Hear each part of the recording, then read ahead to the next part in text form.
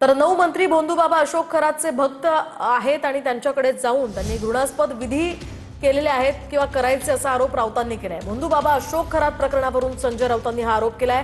तर अशोक खरातच्या भक्तांमध्ये भाजपचे मंत्री नाहीत असंही राऊत म्हणाले। भोंदूबाबा अशोक खरात प्रकरणावरून चाकणकरांच्या राजीनाम्याची सुद्धा राऊतांनी मागणी केली आहे। राजीनामा झालाच पाहिजे असं रुपाली ठोंबरे यांच्या पाठोपाठ राऊतांनी सुद्धा मागणी करत म्हटलंय। भोंदूबाबा अशोक खरातचे पाय धुतानाचा चाकणकरांचा आणखीन एक व्हिडिओ व्हायरल झालाय। जुलै 2021 मध्ये श्रावणी सोमवारच्या निमित्तानं पूजेच्या वेळेला चाकणकरांचा खरातचे पाय धुतानाचा हा व्हिडिओ व्हायरल झालाय। भोंदूबाबा अशोक खरातच्या प्रकरणात रुपाली ठोंबरे पाटलांनी मीडियासमोर न आलेल्या चाकणकरांचा उल्लेख फरार असा केलाय। या प्रकरणात चाकणकरांना 6 आरोपी करण्याची मागणीही ठोंबरे पाटलांनी केली आहे। राजीनामा तर झालाच पाहिजे, परंतु रुपाली निलेश चाकणकर यांना सह आरोपी केलं पाहिजे आणि मुख्यमंत्र्यांनी सीबीआय कडे याचा तपास दिला पाहिजे।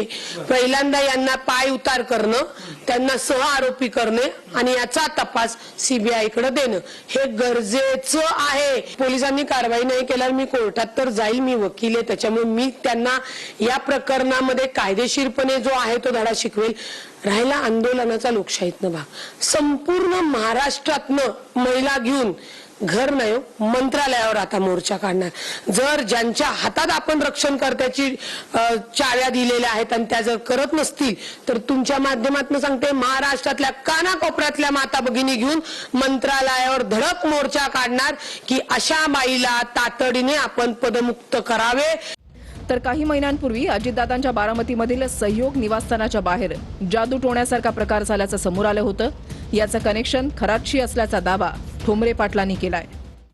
अनेक लोक या बुवा बरोबर कनेक्टेड होते। दादांवर मोहिनी टाकून आपली पदं, आपल्याला सत्ता पाहिजे अशा स्वरूपाच्या ज्या गोष्टी करणारे लोक होते, त्यांनी दादांना या सगळ्या गोष्टींना प्रभावित करण्यासाठी अशा गोष्टी केल्या अशी आमची माहिती आहे। मग आता हा भोंदूबाबा अशा पद्धतीने त्याची जी भोंदूगिरी आपण कॅमेऱ्यात कैद बघितली, हा महिलांना जर ऑन कॅमेरामध्ये मूत्र पाजून, गुंगीचं औषध पाजून जर अत्याचार करत असेल तर नक्कीच याचं कनेक्शन या उताराशी असणार आहे।